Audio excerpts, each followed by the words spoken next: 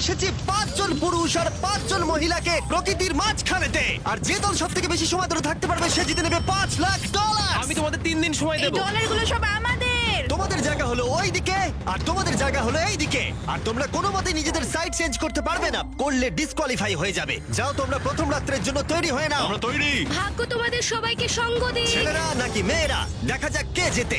ওরা আমাদের কিছুতেই হারাতে পারবে না, তারা 5 জন পুরুষ নয়।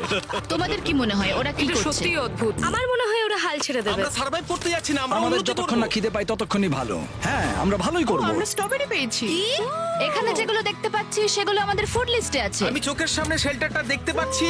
ওইদিকে এটা আমাদের শেল্টার। সবাইকে এখানে স্বাগত ভাইরা। এবং অন্যদিকে কয়েক মাইল দূরে মেয়েরা তাদের ক্যাম্প সেট আপ করার জায়গা খুঁজে পেল। এখানে জলটা দেখে ভালো মনে হচ্ছে না, তাই আশা করছি আমাদের পেছনের দিকে যেতে হবে আর ভালো জল খুঁজতে হবে। এটা বেশ ভালো। হ্যাঁ, এটা আমাদের স্পট হতে পারে, বুঝলে? সবকিছু এখন ঠিকঠাক চলছিল, কিন্তু আমার অন্যান্য সব ভিডিওর তুলনায় এই চ্যালেঞ্জটা আমার শুট করা সব থেকে নিষ্ঠুর হয়ে যদি উঠবে। এখন বেরিয়ে যাই আমার খুব আফসোস হবে। এটা খুবই কঠিন হতে চলেছে। আমার মনে হলো কিছু যেন এখান দিয়ে গেল ভাই। আমরা এখানে একা নই, এটা মনে রাখবে। দেখা যাক আমাদের কাছে কি আছে। ফল, গ্রানোলা। সসেজ। সমস্ত মাংস তুমিই পেয়েছো। আমি প্রত্যেককে একটা করে জলের বোতল আর কিছু প্রয়োজনীয় জিনিসও দিয়েছিলাম। এ তো অনেক খাবার। দেখতে হবে যে এগুলো আমরা কতদিন চালাতে পারবো। টেনশন, তোমরা কি আমাকে শুনতে পাচ্ছ? হ্যাঁ, আমরা ভালোই শুনতে পাচ্ছি। হ্যাঁ, আমরা শুনতে পাচ্ছি। আমি শুধু তোমাদেরকে জানাতে চাই যে এই চ্যালেঞ্জটা কিভাবে এগোবে। চ্যালেঞ্জটাকে ইন্টারেস্টিং করতে যদি কোনো একজন এই চ্যালেঞ্জটাকে ছেড়ে দেয়, তবুও সে তার ভাগের অর্থ জিততেই পারে। শুধু এটাই দেখার যে কোন দলের খেলোয়াড় শেষ অবধি টিকে থাকতে পারে।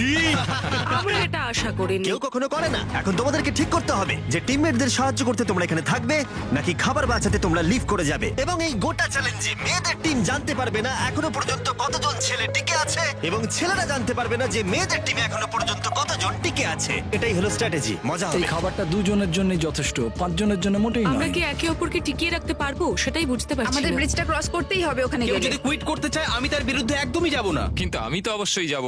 হ্যাঁ, হ্যাঁ, একদম একদম। হ্যাঁ, প্রথম উইকের পরে মনে হচ্ছে এটা একটা স্ট্র্যাটেজি। আমাদেরকে স্ট্র্যাটেজি করতে হবে। ভাই আমরা কিন্তু একই টিমে, আমরা এখানেই আমাদের থাকবো। করতেই হবে। মেয়েরা জিতবে আর ছেলেরা হারবে। বাকি রাতটা ধরে দুটো শিবিরই নিজেদের ক্যাম্প মজবুত করতে থাকলো আসন্ন ঝড়ের কথা মাথায় রেখে, এবং ছেলেরা শুরু করলো গাছের একটা ভেঙে নেওয়া ডাল দিয়ে। আমরা তাঁবুটাকে প্রায় বানিয়ে ফেলেছি।